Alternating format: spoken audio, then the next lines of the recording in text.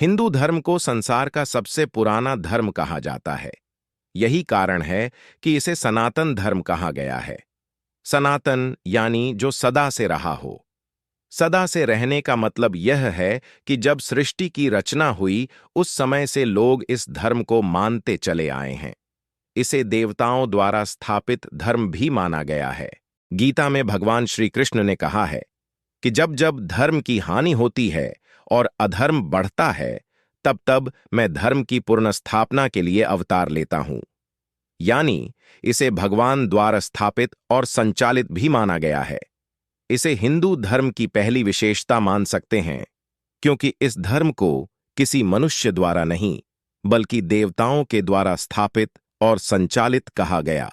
हिंदू धर्म की प्राचीनता और महानता का सबसे बड़ा उदाहरण ऋग्वेद है। इसे हिंदू धर्म का सबसे प्राचीन ग्रंथ माना जाता है। कहते हैं कि ऋग्वेद की उत्पत्ति भगवान विष्णु के मुख से हुई है। कहने का तात्पर्य यह है कि भगवान विष्णु ने पहली बार ऋग्वेद का पाठ किया था। इसके बाद आर्षि मुनियों के द्वारा यह पीढ़ी दर पीढ़ी प्रचारित और प्रसारित होता गया।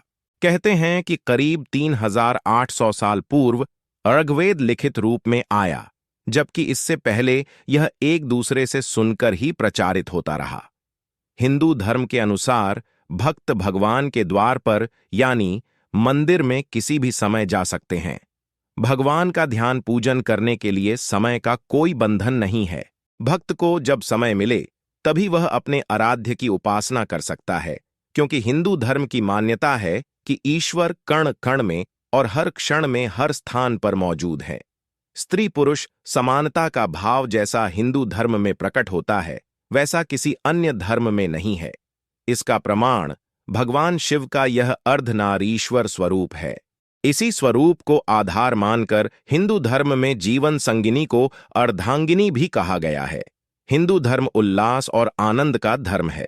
इसमें कभी भी और किसी के लिए भी शोक मनाने की बात नहीं है।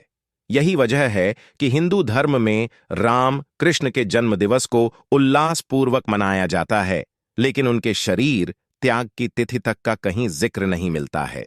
कहीं कुछ जिक्र भी है तो गौण है, क्योंकि हिंदू धर्म कहता है कि राम और कृष्ण ने भले ही शरीर त्याग दिए हैं, लेकिन वह सदा सर्वदा हमारे बीच उसी रूप में मौजूद हैं जिसे हम भक्ति भाव से महसूस कर सकते हैं।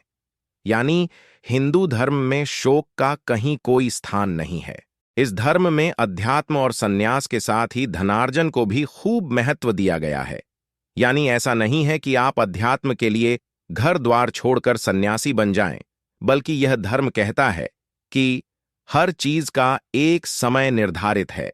युवावस्था में आप देवी लक्ष्मी और कुबेर को प्रसन्न कीजिए, यानी धर्मपूर्वक खूब धन कमाइए। गरीबी में जीना भी पाप कहा गया है, क्योंकि मनुष्य अभाव में होने पर गलत काम कर सकता है और पाप का भागी हो सकता है।